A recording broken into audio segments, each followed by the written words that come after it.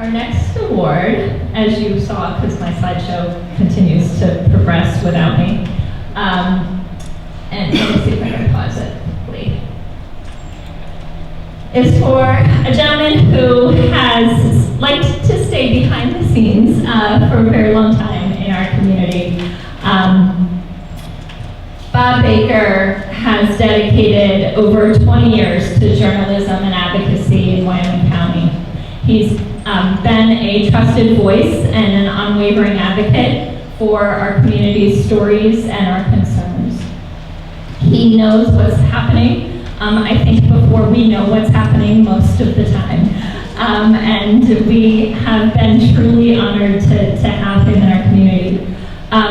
When we had always assumed, Allison and Lindsay and I had always assumed that Bob Baker had just been at the paper forever. And when we found out it was 20 years, we thought, well, what did he do before that, right? So we didn't know, so we did some research on Bob yesterday, and we found out that Bob taught journalism at Penn State, Maine for many years. So he was shaping the next generation of journalism long before he came back to Wyoming County in this area. Bob's exceptional talent has been recognized many times. In 2011, he was recognized with the Keystone Press Award for Best Sports Photo of the Year. It was a baseball event at our local high school where they were, he ended up getting the shot of a gentleman and his friends as they had come in from hitting a grand slam, I think, and to win the game. So again, just he has a sharp eye for not only the photography, but also the storytelling. Many of us remember the tragedy that happened in our community in 2017. Bob was right there, got a call very early in the morning to tell him about that tragedy at Weiss Market. Bob's compassionate reporting of that story really helped our community heal. Bob not only told the story of what happened, but he told the story about mental health in a way that we all need to be aware. And because of that, because of his compassion and telling the story and helping us to all heal from that, Bob received a Paul Harris Fellow Award from the Timkennik Rotary for his efforts in acknowledging his extraordinary contributions to our community's understanding of an event that just really there's no explanation for it. In Bob's farewell article that was published on July 30th, and if you haven't read that, please go find it. It's in the archives on the website. But Bob often tells about his proudest professional moments. We're seeing his work featured on the coveted front page of the Times Tribune. So he often talked in that article about stories that he would secretly keep from his boss so that he could cover them and then end up on the front of the Times Tribune. And it was neat to hear that, kind of from Bob and the stories and the breaking news that, would get regional attention, but kind of keeping it to himself until he had it ready to go so that he could get that front page coverage. But Bob, your dedication to journalism, your passion for storytelling, your service to our community have made a lasting impact. And I think I can speak for everyone in this room that your unwavering commitment to writing Wyoming County's narrative is truly just celebrated. And we so thank you for being a part of our community and telling our story for so many years. Thanks for all you've done for us.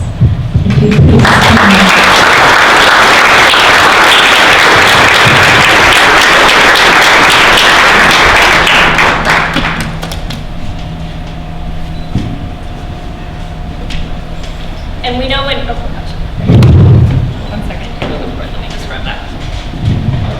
We know that in retirement sometimes you can lose track of time. So we wanted to acknowledge Bob, give him some pen so he keeps writing and telling stories, and make sure he doesn't lose track of time.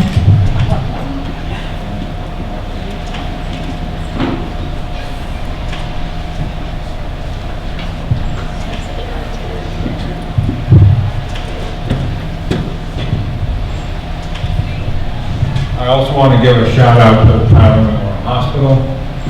I was a premature baby back in 1954 and born 4 pounds 15 ounces, and I am proof positive that a little baby can grow up and be a big baby. Mark Twain once said that there are two things you probably never should see in the process of being made.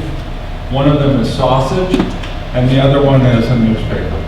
Because you would never believe at the end of the day how it started out and how it ended. So I value my opportunity to cover all of the neighborhoods of this county. When I first arrived here, we encountered quite a tragedy when the resort son died from a drug overdose. The next day after I heard it, I implored the family to let me tell you the story so they understand this is a serious problem.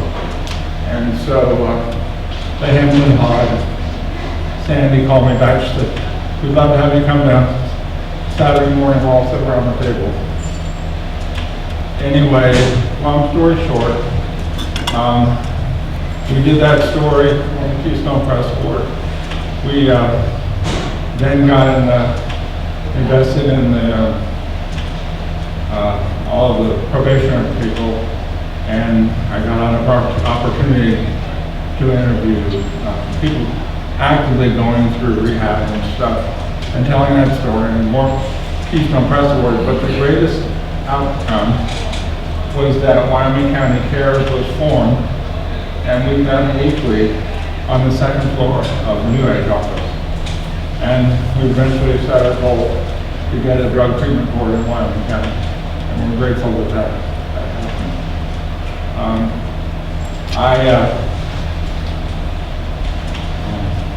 I'm the seventh generation to call Wyoming County home. I did not grow up here. In addition to being born at the old Tyler Hospital, I was the only of 7 children not to be born in a military hospital, and I'm proud to say that there's only 2 of us left. But I thank Tyler for his great care. There is also something else I wanted to address, and that was I'm grateful to have my boss here, Larry Halifa. We knew if he came to Tongue County, we're probably in deep trouble. So he almost never let things go without oversight, but he always trusted what I was doing and rarely came up here. And I'm grateful for that. I'm grateful for Kevin, who spent years here, last few years covering sports for me. I'm grateful for all of you who have helped me to tell the story of our neighbors and give people a true sense of why people love to call Wyoming County home. Thank you.